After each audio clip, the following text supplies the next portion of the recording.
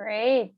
Thank you, Laura. Thank you, everyone, for joining in. We'll start things off in a few minutes. Very excited to have you all here right before a long weekend. I think it's going to be a nice way to close out the week. We were actually joking. We said it's actually the signups are quite significant. So for the Thursday before the long weekend. So we were very happy that you decided to join us today. Yeah. Awesome. So it's 2:01. I will get things started, and hopefully as people start joining in, they can kind of catch up. So thank you so much for being with us this afternoon. We'll have a discussion or a conversation around the future of translation and linguistic services. The goal for us is to exchange on the topic and really to connect with our industry peers today. So as our panelists, we have Joachim. So Joachim is a Quebec-based trainer and translator with more than 10 years of experience teaching translations and related topics to university students and working professionally. He also is the founder of the Regroupement des Langagiers de l'Estrie and the owner of Traduction Lyon. Hi, Joe. Thank you for being with us. Thank you. Thank you for having me. We also have Jean-François Mur. So Jean-François Mur, president of Conceltec, the founder of Conceltec and a graduate with a master in artificial intelligence and computer engineering.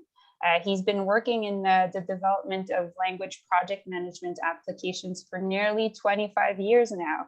Hard to believe. Jean-François, bienvenue. Merci d'être avec nous. Merci beaucoup de m'avoir invité. Oui, ça fait déjà si longtemps, effectivement. Le temps passe. Merci. We also have joining us Gary Kilasi, CEO of Alexa Translations, a lawyer and award-winning entrepreneur. Gary is a professional, he's the CEO of Alexa Translations, a professional translation service firm, and Alexa Translation AI, a leader in translation technology. In addition to steering the strategy and growth effort of his translation company, Gary has held leadership positions and sat on boards of director at several professional associations and not-for-profit organizations. Welcome, Gary. Thanks for being with us. Thank you for having me, Lucia. I think I'm excited. It's an all-star group here today speaking, and I'm actually looking just as much forward to the commentary from the rest of the panelists. So thank you for having me. Great shared sentiment across the panel. I think we're all ready to get things started. So without further ado, I will hand over the virtual mic, if you will, to Joe to get us started. Sure. Well, thank you again for having me. It's really an honor, and I think it's also just plain a great idea, because we don't actually have that many venues where we can talk about the future of translation and pricing and other topics that are so incredibly important, especially with the advent of NMT and everything that's happening today, all the changes that we're seeing. So kudos for putting this together. I wanted to just sort of give a little bit of background, and I hope that those who are attending won't hesitate to write in the chat and chime in and give your own point of view, and we'll have some time later for discussion. But I thought I'd kick things off with just a few general observations, or perhaps I'm going to suggest some ways of seeing things and thinking about things that might be a little bit different from what you've heard before, and hopefully it'll stir up a little bit of self-reflection.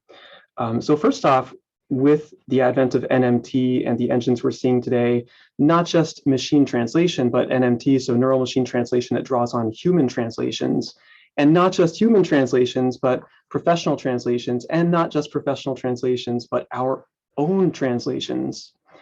This is sort of where translation is heading today, and we see Alexa is right at the forefront of that movement, with software that doesn't just give you translation memory hits, but will actually adapt its engines to your style, to your own terminology and ways of saying things and writing things. So we're seeing all these changes that are happening today. And one thing I want to point out is that in a way, we're seeing this major disruption with the new technology that's changing things, changing pricing models, among other things. But let's not forget that in a sense, we've already been here. If you look at the history of translation in the early 2000s, translation memories started being widely used.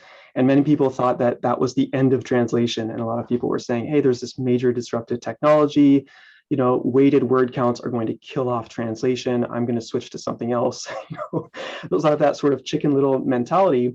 And if we look at what actually happened, you know, most of us today wouldn't dream of translating without a translation memory because it makes our work easier and lets us focus on what we love, which is words and the syntax and emphasis and how to convey a message. So the technology did not eliminate the industry, far from it. It just made some of the redundant things or more routine things easier to handle so translators could focus on the things that we love to focus on. And it was not the death of the industry.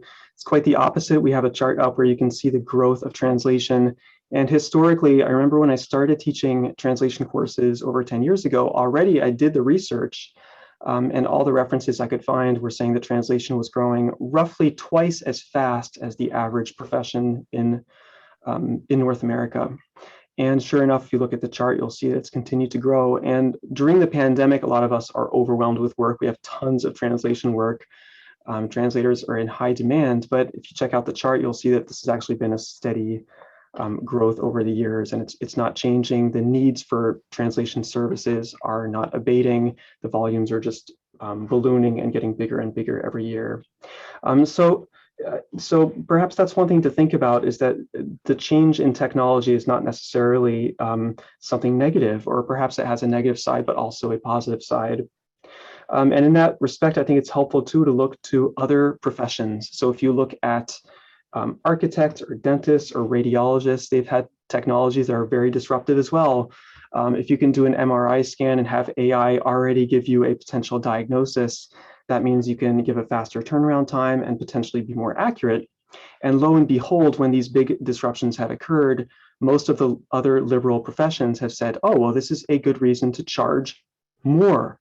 You know, if we're providing a service faster and that service is of higher quality or more consistent, those are two added value points for the client that they're getting for free. So in terms of pricing, I think that's something really important to keep in mind in terms of how we price things and the way that we look at it. Also, I would point out that there's no, you know, the fears of AI have not been borne out. I think that in the early 2000s or 2010s, many of us were thinking, you know, if my job becomes revising Google, I'm going to change professions. And we had a teacher at my university who famously told us already way back in the day that I'm revising Google, I'm changing jobs. You know, why would I stay in translation? But what's really interesting is that we're not revising Google today. There's no one revising Google. We're using engines that draw on human translations and our own translations more and more. And making the work more expedient, but in also many ways more enjoyable. So the Skynet that we were all afraid of, you know, the AI that would take over the world, has turned out to be a little bit more like the friendly Terminator, you know, or at least that's the way that I see it. So while these technologies are not providing, you know, ginormous gains, and I think that people are exaggerating sometimes the gains and saying, you know, it's 50% more productivity or 100% more productivity. That's not what I found in my own practice, because when you revise your work, there's a little bit more work down the road since, you know, you had AI helping you out the first time around. However, overall, there are good, significant, strong gains that make it worthwhile to use these technologies for many, many different text types. So those are some points that I wanted to make. And to give you a little bit of background of who I am, besides the biography, I also do a webinar on neural machine translation through Magistrade. The next session is coming up in late October. And essentially, I work with translators on seeing how they can use these technologies. And I myself was very reluctant to start using NMT a few years ago. But when I started using it, I found it was actually surprisingly not, it wasn't Skynet. And actually, it's funny because there's a well-known NMT provider that came out with a new system last year, and they named it Skynet. When I saw that on LinkedIn, I thought, what a terrible name. What are you thinking? It's exactly what we didn't want. But thankfully, you know, I'm just saying that sort of jokingly because overall, I think that the technology can be welcomed as something quite positive. And there's a good and bad side to everything, but I think that overall, we should be looking at all the upsides to the technology, not just the fact that we're seeing disruptions. So I hope I've given you some fodder and things to think about and write about in the chat. And I guess I'll turn it over to Lucia.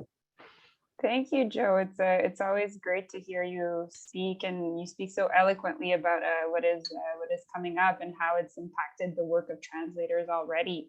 I was curious to know what do you think is driving the need for new technologies within the translation industry, and if you could touch a bit more on that, that'd be great. Right. So I think that a lot of what's driving the development is more on the supply side. It's big data. Big data is the origin of what we're seeing today. It's the fact that in the 2010s, they started, well, even a little bit before, they started figuring out that you can provide better services when you have a huge amount of data. So that spurred the creation of all kinds of AI algorithms that are applied in all kinds of sectors, not just translation.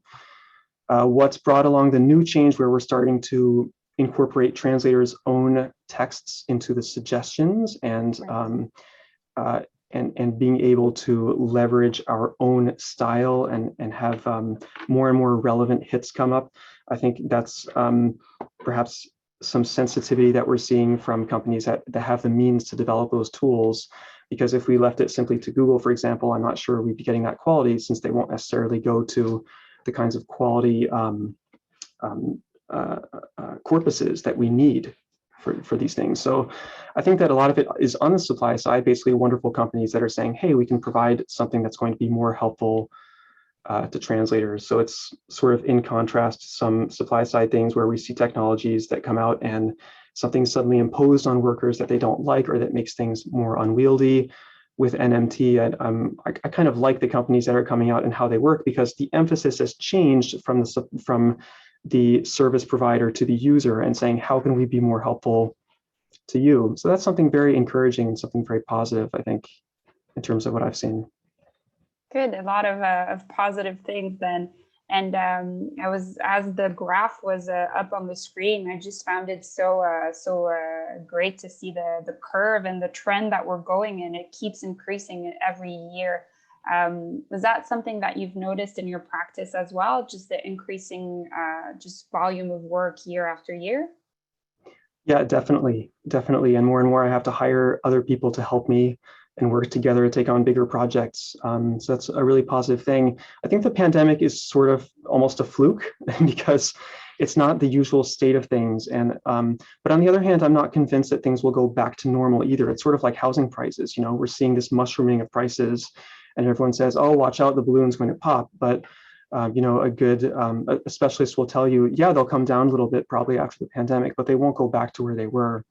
And it's similarly, I think that we're seeing a real proliferation of literature. You know, companies and businesses of all stripes are coming out with more documentation every year. There's a lot of regulatory material.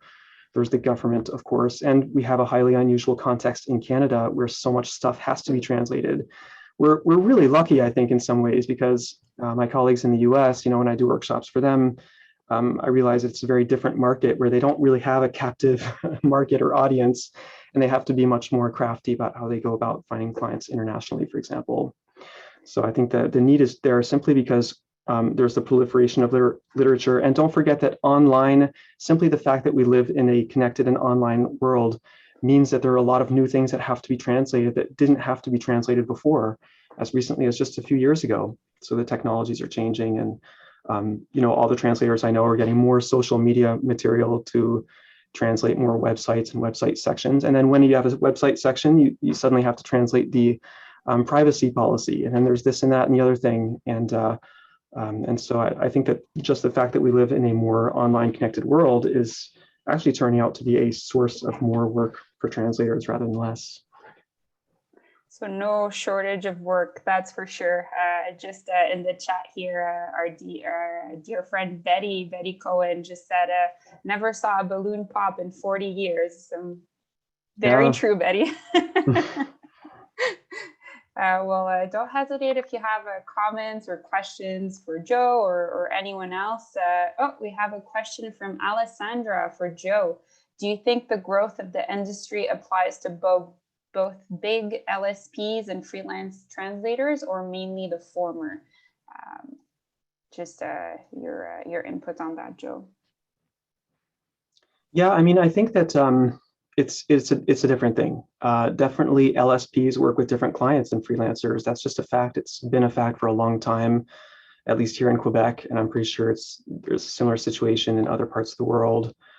As far as work, everything I've heard from agencies is, they have plenty of work. I don't think that anyone is like scrambling to find translation work these days, at least not in our part of the world. Perhaps freelancers are getting bombarded with even more work just because freelancers do make up most of the market in translation. Well, that's for sure. Thank you for your question, Alessandra. And again, if you have anything for Joe, just drop it in the chat. Thanks again, Joe. Always a pleasure to hear you on the subject. My pleasure. I see that the second part of that question is many freelancers are struggling with the invasion of AI. All right, so that's sort of a separate topic. Yeah, I mean, it all depends how you look at it. I think that the interesting thing is to give it a try, give some of these technologies a try, and see how it fits.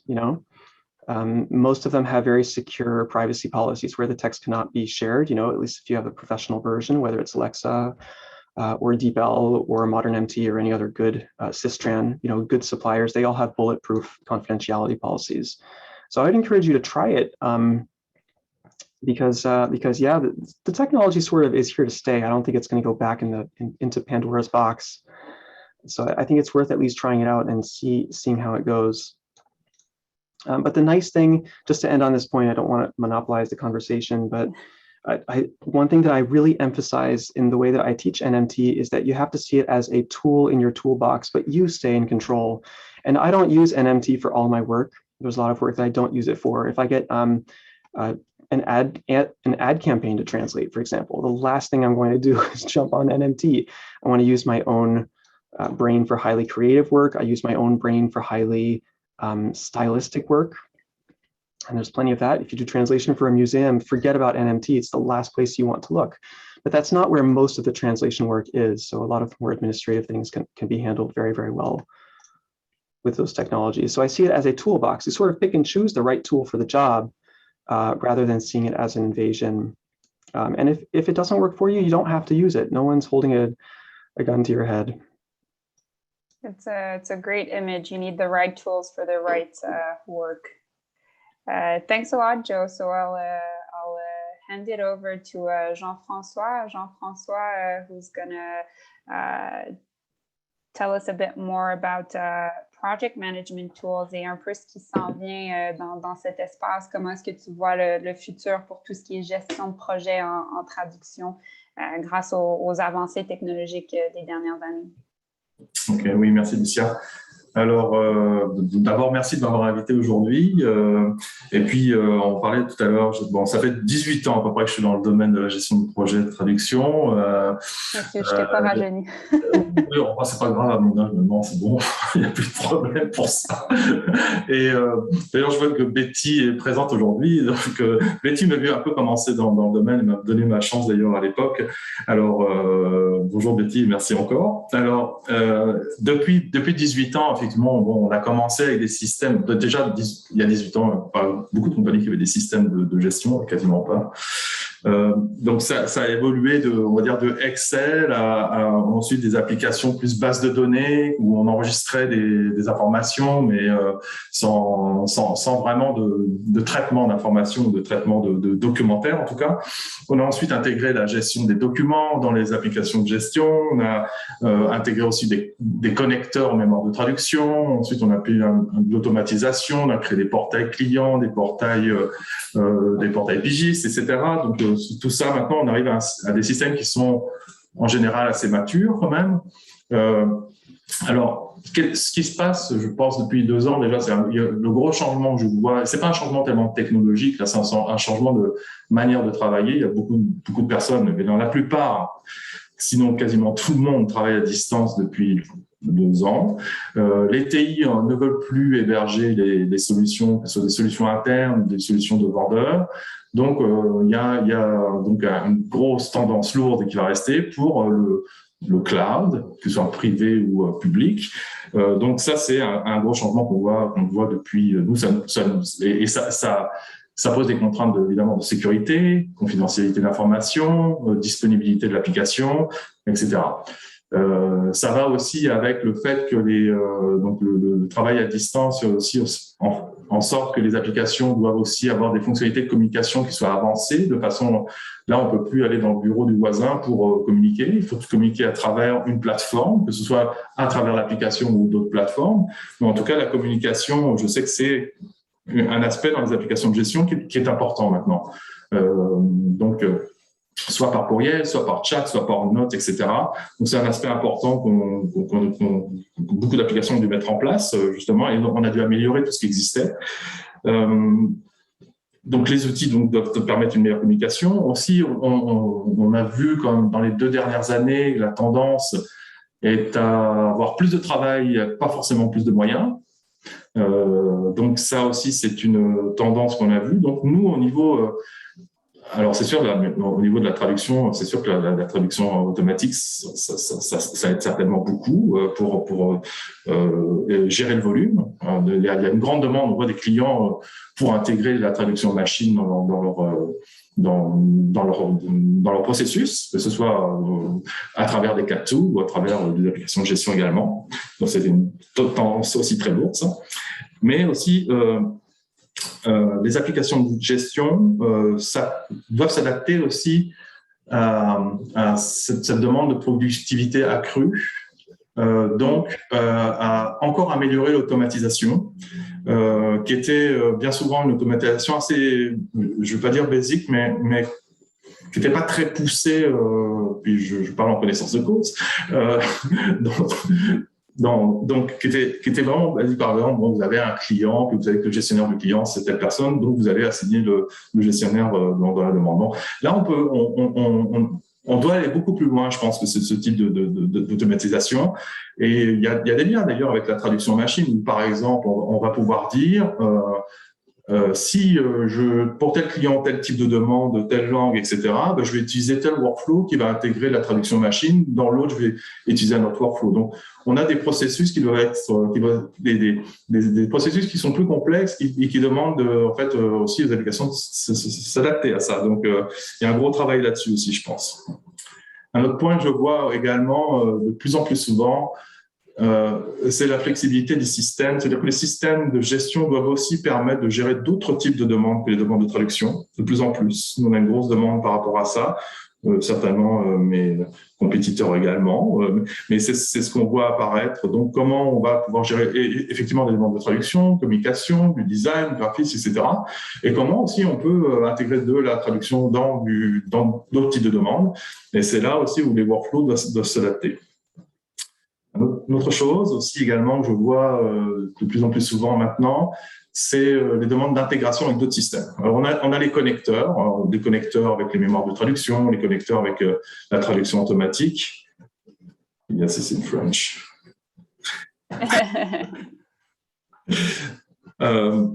Je vais continuer en français, je suis désolé pour ceux qui... Ben non, vas-y. Ok, d'accord. Par exemple, l'utilisation, donc l'intégrabilité avec d'autres systèmes, par le biais d'API, etc. On a beaucoup de travail à la compagnie par rapport à ça. On a aussi des nouveaux systèmes qui émergent comme des intégrateurs de solutions, c'est-à-dire des applications qui permettent à plusieurs applications de créer un écosystème et de communiquer les unes avec les autres. C'est-à-dire que si vous avez une demande d'un cabinet de traduction qui utilise un outil particulier, que ce soit un outil interne ou que ce soit un outil commercial, vous allez pouvoir recevoir la demande dans votre propre système automatiquement. Donc, ça évite les doubles saisies d'informations une perte de temps importante. Donc, je pourrais nommer par exemple Be Lazy, qui est un logiciel qui a été conçu par un ancien de MemoQ et qui lui permet ça. Et donc, ça, je pense que c'est une tendance c'est ce genre d'outil va prendre de plus en plus d'importance dans le futur parce qu'on a besoin d'intégration multisystème, donc comme de créer une sorte d'écosystème. Une autre chose aussi, on parlait de la traduction machine. Actuellement, je pense que les moteurs de traduction machine sont souvent intégrés dans les cat tools, donc quasiment dans tous les cat tools. Mais il y a une demande aussi, je pense, maintenant de les intégrer directement, si vous n'avez pas de cat tool ou si vous ne voulez pas passer par le cat tool, directement dans les workflows des applications de gestion. Donc ensuite, est-ce que dans le futur, est-ce que l'intelligence artificielle va pouvoir aider également les gestionnaires, les administrateurs, au niveau pour être plus efficace? Je pense qu'il y a certains aspects peut-être qui seraient intéressants d'aborder, comme par exemple la gestion du risque au niveau du risque, par exemple ça peut être des risques, ça peut être multirisques, ça peut être des risques de dépassement de date d'échéance, par exemple. C'est assez complexe de savoir si une date d'échéance risque d'être dépassée. En fait, hein. Ça a l'air simple comme ça, mais il y a beaucoup d'interactions avec il y a plusieurs facteurs qui interviennent dans ces calculs-là. C'est vraiment pas simple. Là, peut-être l'intelligence artificielle pourrait aider à ce niveau-là. Donc, ça peut aussi avoir un impact sur les dates d'échéance, la qualité du rendu, la satisfaction du client, etc. Donc, le problème avec l'intelligence artificielle, c'est que ça demande beaucoup de données pour que ce soit efficace. Donc, il faut avoir un volume de données qui soit suffisamment important pour pouvoir avoir une efficacité à ce niveau-là. Alors, il y a d'autres choses, par exemple, ça va peut-être faire sourire certaines personnes, je ne sais pas, là, mais l'utilisation du traitement du langage naturel, par exemple, pour scanner les communications, pour analyser les communications entre les clients. Donc, je prends l'exemple comme ça, entre les clients et les gestionnaires. Par exemple, si vous gérez, on est tous capables de voir quand un client est pas content, hein, par exemple, quand un client est content, on voit un peu moins, mais quand un client est content, on voit assez vite. Mais quand vous gérez beaucoup de projets, il y a peut-être aussi des communications que vous ne voyez pas forcément, qui traversent le projet comme ça, et qui pourraient être intéressant de lever un flag, là, de lever un drapeau s'il y a un problème, puis vous indiquer que là, peut-être il y a un problème de communication avec le client ou avec une ressource, etc. Ça pourrait être quelque chose d'intéressant. Aussi, on pourrait imaginer, par exemple, d'envoyer des rappels aux ressources, alors pas simplement parce qu'une heure avant la date de remise, on sait qu'il faut envoyer un rappel. Non, envoyer un rappel parce qu'on pense qu'il pourrait y avoir un risque de retard, par exemple, dans ces tâches ou dans le projet, etc. Donc, je pense que c'est une tendance là qu'on va devoir. Je pense que vu le volume qu'on gère de plus en plus important, ouais. Je pense qu'il y a vraiment une ouverture là vers ce type de traitement dans le futur. Donc, c'est ça.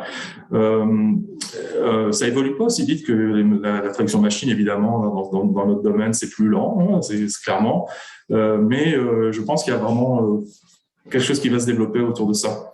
Et puis là encore, je pense que j'ai souvent entendu dans le passé, mais ça, je pense que c'est fini cette partie-là. Je pense que les gestionnaires sont vraiment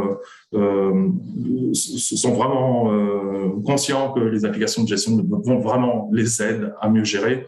Et le fait d'amener l'intelligence artificielle, ça peut faire un peu peur, même au niveau de la gestion, pour dire j'ai pas besoin de ça, je vais gérer mes affaires tout seul.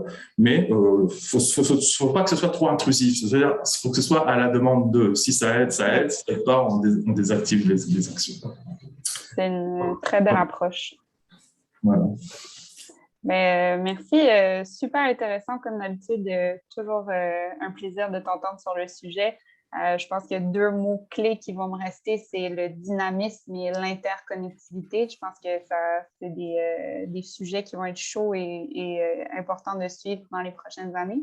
Un commentaire de Amel dans le chat qui dit je veux peut-être entendre ton feedback par rapport à ça, Jean-François. Donc, il dit je ne crois pas qu'il y ait de problème pour le futur de la traduction et des services linguistiques. Le vrai défi, c'est de maîtriser les nouvelles technologies liées à la prestation du traducteur. Maintenant, on parle pas juste de traduction, mais sinon de traducteurs, mais sinon des professions voisines. Est-ce que tu penses que c'est quelque chose qui s'applique aussi à tout ce qui est gestion de projet ou pour les gestionnaires de projet aussi? Je pense que c'est plus dans le domaine langagier. Je suis peut-être moins bien placé pour répondre à ce type de questions.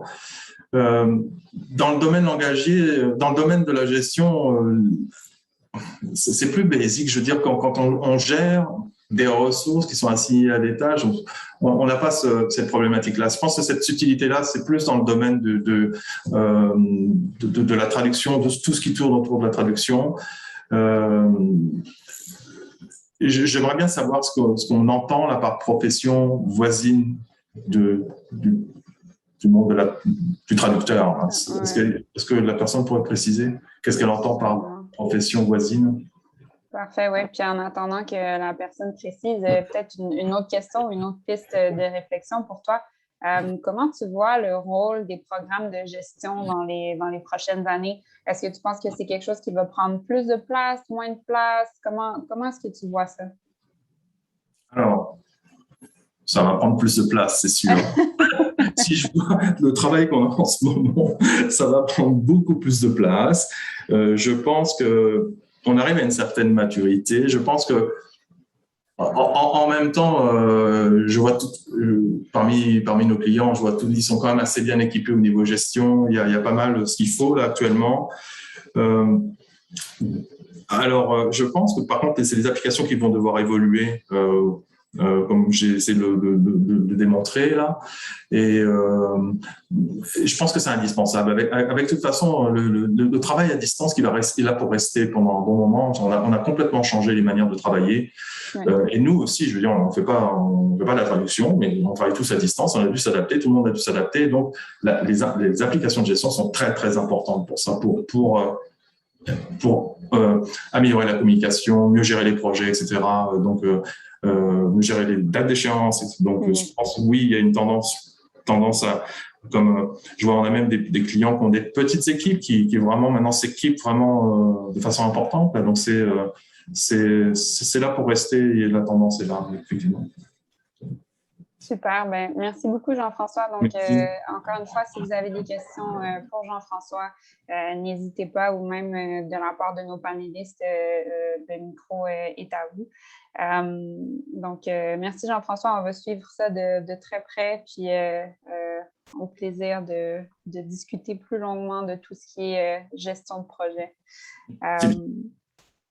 Donc, pour la prochaine portion, on va regarder un petit peu plus en détail. Donc, si vous décidez d'aller de l'avant, d'acheter un nouvel outil au sein de votre équipe ou de vous équiper différemment, quelles sont les prochaines étapes pour justement gérer ce changement, s'assurer que ça se passe bien au sein de l'équipe?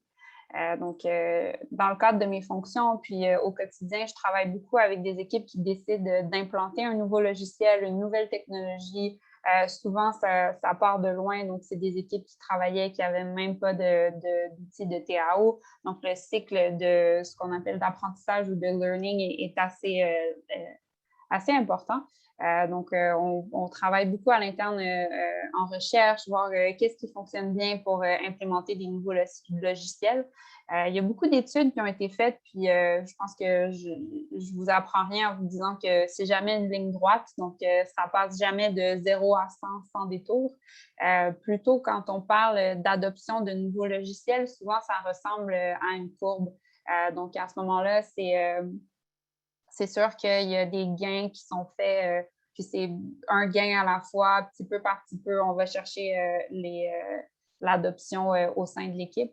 Je vais partager mon écran, puis je vais vous montrer un peu la courbe dont je vous parlais. Donc, c'est une courbe inversée qui montre un peu selon les personnalités de chacun, les intérêts de chaque employé. On voit un peu qui démontre l'adaptation. Donc, au début de la courbe, on a ce qu'on appelle les adaptateurs précoces, donc les personnes qui adaptent la nouvelle technologie sans aucun problème. Ça se passe super bien. C'est des gens qui sont intéressés par les nouvelles technologies, qui foncent droit vers l'inconnu, qui sont très heureux de tester ces nouveaux outils. Ensuite, on a ce qu'on appelle les adopteurs précoces. Donc, les gens qui, ils s'intéressent un peu aux nouvelles technologies, mais il faut qu'on puisse réussir en tant que gestionnaire ou en tant que gestionnaire de changement. Il faut qu'on puisse leur prouver qu'il y a un gain à aller chercher avec ce nouvel outil. Ensuite, on vient chercher ce qu'on appelle la majorité précoce, donc plus de 30% du groupe. Cette majorité précoce-là va dépendre beaucoup de l'influence des autres groupes, donc les innovateurs puis les adopteurs précoces. Une fois que toutes ces personnes sont convaincues, on en est maintenant à 50%. Donc, 50% de l'entreprise qui maintenant est heureuse d'utiliser ce nouveau logiciel, qui l'a incorporé dans le quotidien, qui travaille avec ça. Ensuite, on a ce qu'on appelle la majorité tardive, donc des gens qui sont un peu plus lents avec les nouvelles technologies, qu'il faut convaincre. Il faut vraiment qu'on soit capable de démontrer comment est-ce que ça peut améliorer le quotidien de ces personnes-là, d'adopter la nouvelle technologie. Puis, on a les retardataires, donc comme vous pouvez vous l'imaginer de par le nom du groupe, donc c'est les dernières personnes à adopter de nouvelles technologies. C'est des personnes qui, à moins qu'on impose le nouvel outil, ne vont pas aller de l'avant puis tester le nouvel outil de par eux-mêmes. Donc, il y a toujours de nouvelles techniques qu'on recommande à nos clients pour mettre en place les nouvelles technologies puis s'assurer que le cycle de vie d'adoption est le plus court possible. Ce qu'on recommande souvent, c'est 4 ou 5 petits trucs faciles à faire pour s'assurer que ça se passe bien. Donc, la première chose, c'est de trouver les champions. Donc, trouver ces gens qui vont vous aider à justement faire la promotion, qui, eux, aiment la nouvelle technologie, qui sont comme un peu des cheerleaders, qu'on dirait, du nouvel outil. Aussi, une autre chose qui est super importante, c'est de créer une compréhension commune au sein de l'équipe. Donc, s'assurer qu'on explique pourquoi on choisit cette nouvelle technologie, comment est-ce que ça va impacter le quotidien, vraiment d'avoir une discussion transparente avec tout le monde. On recommande aussi d'investir dans la formation. Puis quand je parle d'investir, ce n'est pas nécessairement en dollars, mais sinon en temps. Donc, on utilise des événements pour encourager le dialogue, on répond aux questions, on renforce les avantages de l'outil, puis on démontre son implication pratique au quotidien. Je pense entre autres, dans ce cadre-là, ce serait des personnes comme Joe qui viennent, qui nous apprennent comment le logiciel fonctionne, ce genre de choses-là. Puis, en dernier recours, on recommande aussi de déplacer le contenu qui est le plus utile sur la nouvelle plateforme. Ce que ça veut dire, c'est que les personnes qui ont, par exemple, des glossaires à consulter ou des dictionnaires n'ont pas le choix de se déplacer sur la nouvelle plateforme. Puis, dernière chose, ça peut paraître banal comme ça, mais de rendre l'activité agréable, donc de joindre le fun avec le nouvel apprentissage. Donc, faire des concours, faire des événements, des sorties tout le monde ensemble, autant que possible avec la COVID, là. Mais s'assurer que ce soit agréable et que ça reste un peu bon enfant comme approche. Je vais passer le micro à Gary. So, Gary, if you could talk a bit more about other industries that had to go over change and change management, which sometimes can be a big blocker for people that want to improve and invest in new technologies. Thank you, Lucia. And it's excellent to see all the linguists that are attending. I think a lot of this comes from sessions. And I want the industry to do more sessions like these because we learn from each other. We share a lot of the tips that make us better at what we do. And in fact, as an open encouragement to all the translation technology companies out there, this is very important, like the open dialogue, the continuous education piece. And also the translator association organizations that really help translators. They're doing. There's a consistent effort from them to educate around these, and I think if we all do our parts, it'll make it easier for the community. Thinking of translators and linguists as a community, which is extremely important, that also means taking care of making this as easy of a transition and easier for adaptation purposes. And many of you, to Joe's point earlier, went through this with the CAT tools, and And some of us remember even the typewriter to computer transition. So you know, I remember when the facsimile machines came out, and then we actually had to adjust to them. And you know, we know from history the adaptation of cars versus horses. And when cell phones were first introduced, a lot of the big telecoms said, this isn't going to take off. It's a fluke, and there's a phone everywhere people go. Why would they care to have a phone in, you know, where as they're walking around? And we know how well that worked out, right? So I think being open to it is important. Now, naturally, technology isn't going to resolve everything. Technology is the tool, to Joe's point. It really is.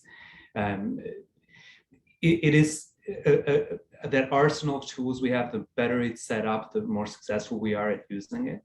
And talking about change management and this, where this has been done, whether it's the financial industry, whether it's the legal industry, whether it's any organization that ever introduced a CRM. So the customer relationship management piece, it was always done pre-CRM tools like Salesforce and HubSpot, et cetera, was done on Excel sheets, you know. And when some of the CRM tools came about, people said, well, why do we need those? The Excel sheets work fine. We have all the client information. However, a lot of the data analysis that came from it, a lot of the knowing, gathering and synthesizing data and making some of those decisions better came as a result of that continuous effort and saying, okay, maybe the Excel sheet cannot do everything that the CRM can do. Translation management systems had the exact same functionality. So prior to translation management systems, some of you would remember that, and I'm sure Jean-François has had many of these conversations. People probably used Excel sheets and similar type structures to do it, and then they knew that they couldn't monitor everything until they actually had all the functionality that comes with the more robust tool behind it. So the change management piece is just that. It's really wrapping the mind around knowing that introducing any new technology comes with some planning around it, and to Lucia's point earlier, setting up a plan of here's how we're going to do it, here's how we're going to go and do the adaptation. For any of you that are in large organizations, you will have some of these examples across the organization where they've implemented other tools, and you see plans that they put forward on the adaptation. And so the learning piece is really just that, to say this will require some change management, and let's invest in it, because we know it's the sooner we adapt to it, the better it'll be. I want to talk about AI a little bit like hiring a really hardworking junior employee. AI can do some heavy lifting, really eager, really wants to work hard, but needs a lot of training from you. So, you know, when we think of big data in AI, that will make the AI better overall. But then and this is where, you know, as we talk about the very name of this session in terms of where the future of the translation industry is going, even AI, the next gamut, like the next few steps are really about adjusting to individual translators and individual organizations, the heavy training of it. So where you see now AI companies really investing in is that adaptation that happens to really understand your end user and really adjust to their needs. So if Joe is doing a lot more of the shorter snippets, and that now AI isn't as useful for, perhaps as it actually monitors this over time, they can say, okay, I can replicate this, I can help them. So really, you know, that junior employee is going to require so much work from you initially in order to adapt to your needs. But just like any other junior employee that is really keen and really eager, in time, they'll be so useful to you. They'll work those long hours. And any of you that are in some of the professional services industries as translators, you know those long hours and those demanding clients, whether external or internal, and some of the ones that say, here's 50 pages, can I have it for tomorrow? And that don't really understand what goes into translation. The more of these tools you have to make your life easier, the better it is. And it won't be one size fits all. They won't be as helpful with all the texts from all the areas.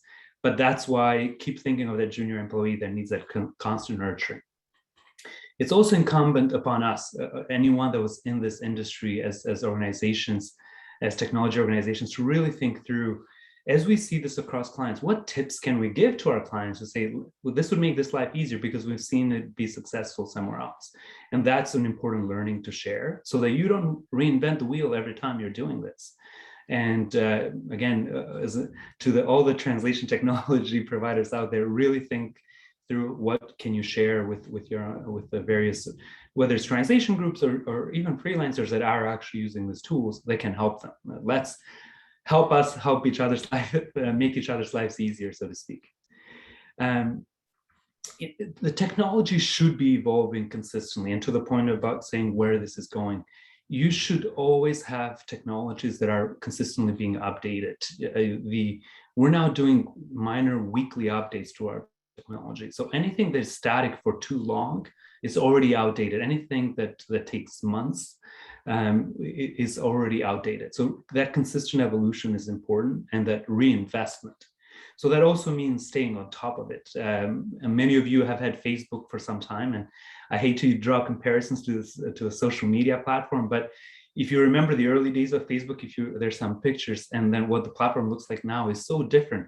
But they make these incremental changes slowly, and then when you take snippets from 20 years ago and now, well, maybe not 20, 15 years ago, I don't think it's that old, and now you actually see how much it's evolved and all that it did with it. So that's really the partial, how this should be thought about from that perspective. Joe made the point earlier that the market size is growing, and this is a statistic, especially in North America, even at a faster pace than some other markets. Some elements can be done by AI, where it's so to give a legal example, if it's discovery in a litigation component where you have lots of documents to review what is relevant. They don't need professional translation. You can actually run them through AI to see what's relevant, and even connect it to third-party tools that can look for keywords. Once you determine, though, what's relevant, that's when professional translators come in, because that's when it needs to be done professionally. Or due diligence in a transaction, anything of that nature can really use this as an example.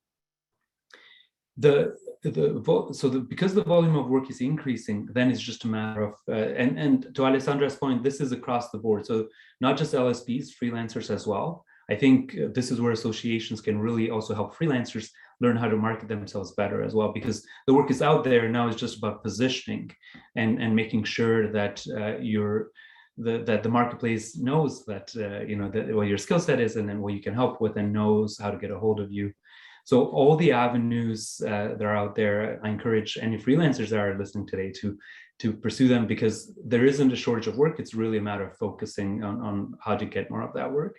As a freelancer, by definition, you're a bit of an entrepreneur. So you have to be chief cook and bottle washer, in terms of you have to be your own marketer as well as do the work, which is a lot of work for freelancers, but luckily it's not lack in the industry. If you don't mind my cutting in, Gary, what I find really interesting in what you're saying, I think it speaks to the point that was made earlier. Someone was writing in and saying, do you think that the translator's profession is changing, that we're sort of connecting the dots with other close by professions? And what you're speaking of is sort of bringing into play the advisory role, learning to be an advisor and to tell your client, hey, this is probably the best option. Maybe we should be using this technology for the job, or maybe no technology is good for the job. And and that's super important. We also see other changes that are happening in the nature of the profession.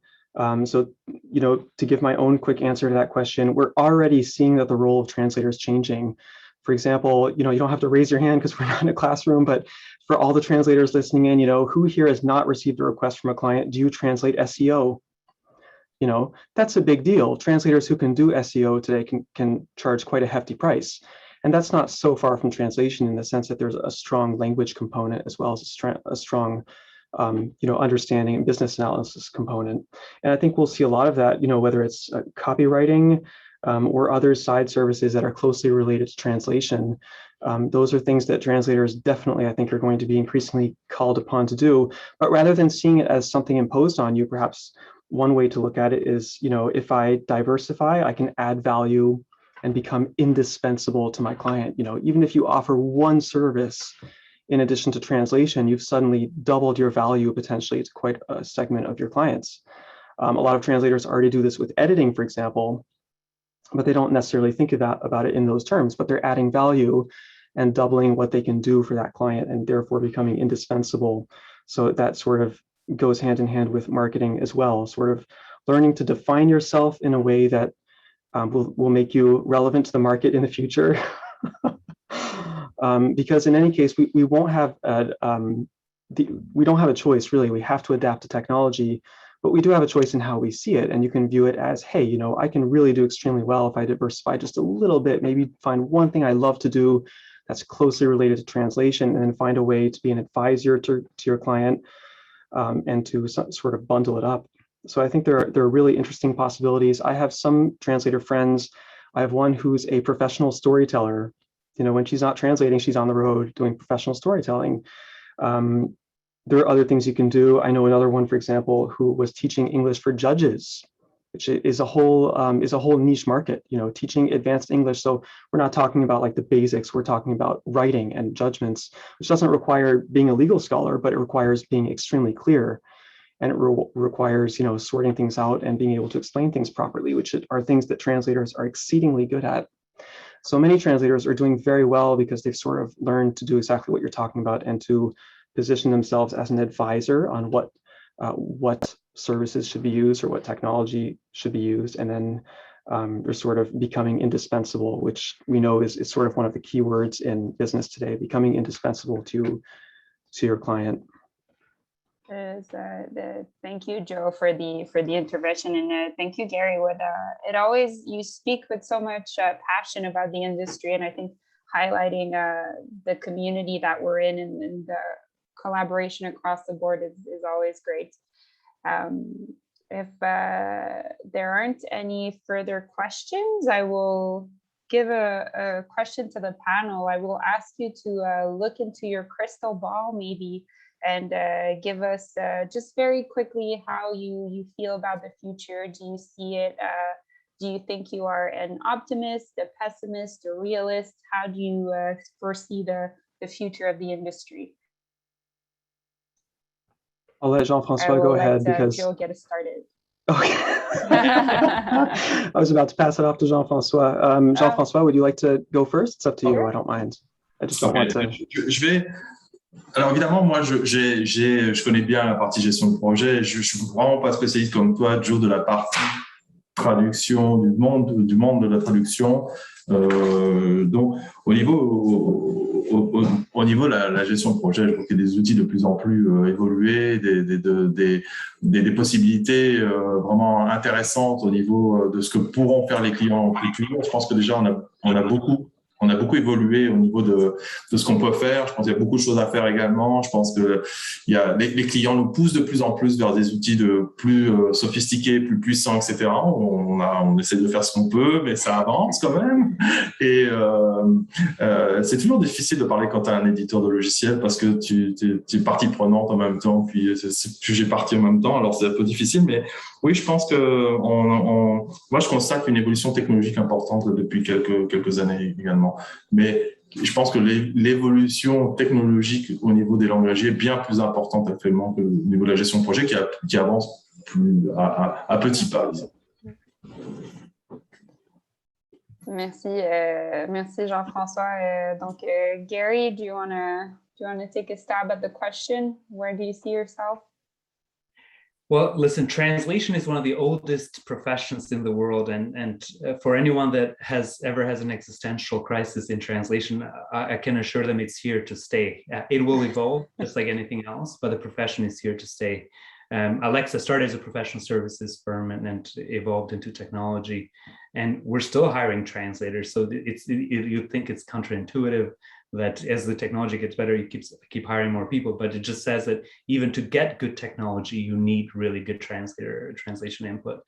I would encourage anyone that is listening today to try some of these tools, give them a chance, invest some time, even if it's incremental. Look for incremental gains.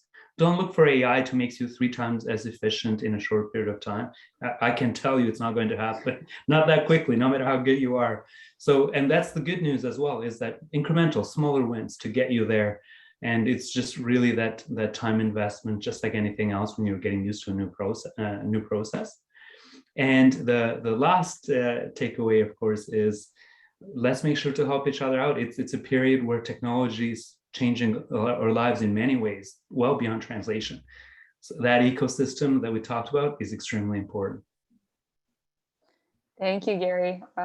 Joe, do you want to go for it?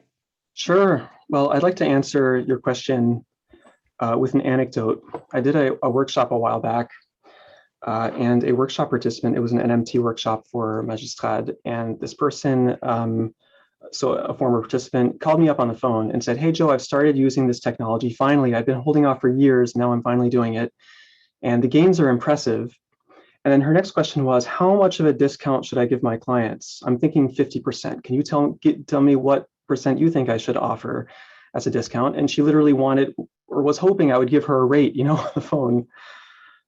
So the questions I asked her, I said, now that you're using this technology, are you delivering your translations faster? Is your turnaround time shorter? She said, well, yes, it is. It is shorter. Then I said, are you able to be a little bit more consistent in your work? So overall, the quality is a little bit better because your own translations keep coming back and you're really making sure that things are consistent across the board. And she said, yeah. So I said, so you're telling me you're offering 2 different points of added value to your client at no extra charge, none at all, no hidden fees or anything. And you're asking me if you should cut your rate by 50%. And she said, oh, looking at it that way, why would I offer a massive discount? They're already getting all kinds of freebies. So what I told her is, I encourage you to see this new technology as a win-win situation. And ultimately, that's my answer to the question, where are we in the future? I think it depends. I think the dark side is if we start, as Gary said, if we start saying, I can deliver 3 times more text and charge, half the price or something, and we keep driving prices down, then inevitably we're going to shoot ourselves in the foot. But conversely, if we understand that we're facing the same thing as other industries that evolve and that don't hesitate to raise their rates when they offer added value and have to train and adopt new tools, and I think we have a very bright future indeed. So I think that the future, to some extent, to a large extent, in fact, depends on every one of us, from the freelancer who works strictly alone to the multinational. We all have to do our part to uphold professional rates and to understand the change in technology, rather than automatically sort of having a knee-jerk reaction that, it's the end of the world, I'll start slashing prices, and hopefully I'll still have a profession in a few years. I think that's going to lead to a very dark place. But I'm confident that if we have the kinds of discussions we're having today and have forums where we can talk about it, then we can band together and we have a very bright future. So that's what I would say. What a nice way to wrap this up. Great point, Joe. I think, like you said, the future is in all of our hands right now. A quick last question, maybe. I'll open it up to the panel. Anyone who kind of wants to jump in. A question from Megan. What is a language profession? What is a language professional? How would we define that identity in light of all these changes? Great question, Megan. Megan, if I may, I've been on both sides, the linguist, on the technology side, on the business side. And, when I think of linguists and translators, I think of them as wordsmiths. In fact, when I actually write to translators, I have to really watch my grammar, because I know they're the toughest audience in terms of the expectation. It really upholds the standard in the industry. That's why I say that profession is always there to stay. So the wordsmiths of communicating from one language to the other will always be the translators, and everything else is just tools, to put it simply.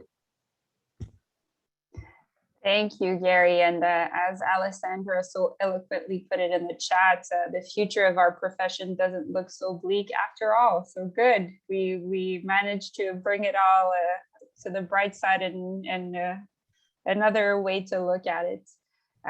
It's already 2:59, so time flies by when you're in such good company. Thanks again for everyone who joined in, all of our attendees. A special thank you to our panelists, so Joe and Jean-François. We have their contact details up on the screen, so if you want to reach out to any of our panelists, that's the best way to do it. As Joe mentioned, there's a session coming up with Magistrat, which he'll be leading about NMT, that will start in late October. Jean-François will keep a close eye on your project management tools and the advancements that are coming up. And I look forward to working and collaborating with you and the rest of the community soon. Thank you so much for doing this. Have a wonderful day. Thank you very much. Thank you. Bye. Thank you. Merci à tout le monde. Merci.